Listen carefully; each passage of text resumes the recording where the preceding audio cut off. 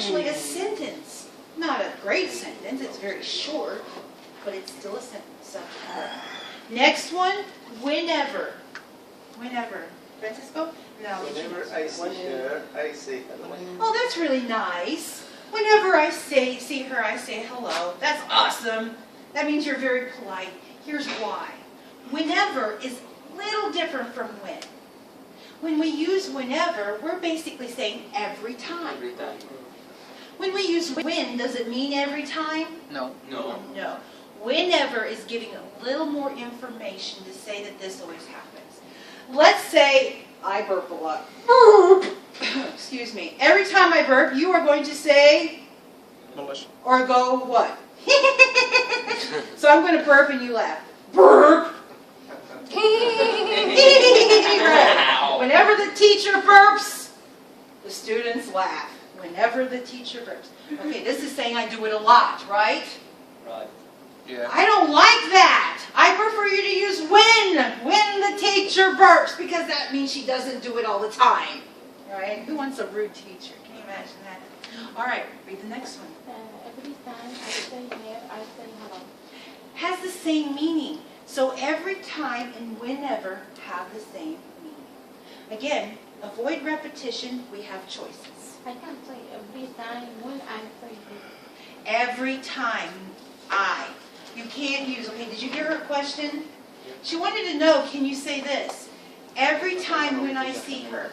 What have I just done? So, I put two adverb clause words in there. I don't need that.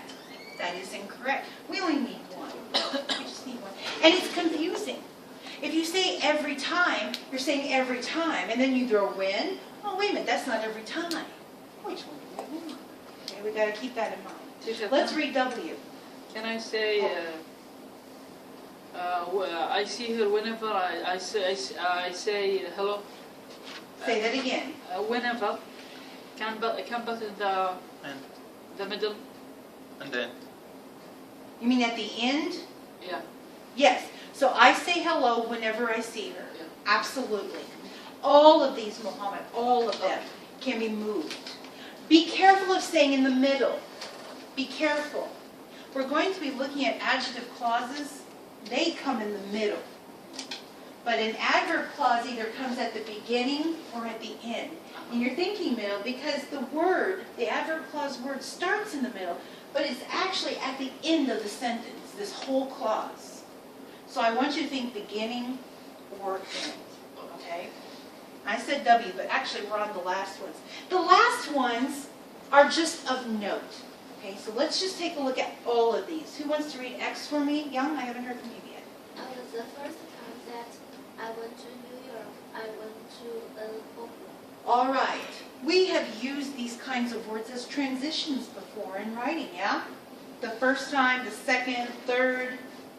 All right. Now we're just giving a name to it. Adverb clause. So let's put an imaginary circle around the first time. And then let's look at what comes after. I went to New York. What's my subject? Oh, My verb. When? Got it. And it's dependent because on the beginning part of that sentence we put the first time. That makes it a baby. So it has to be followed up with mom, and mom is our independent clause, which is what? I went to the opera. Subject and verb. You got it.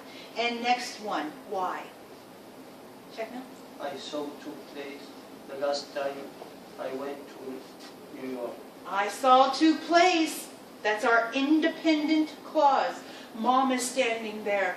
I saw two plays. What's the subject?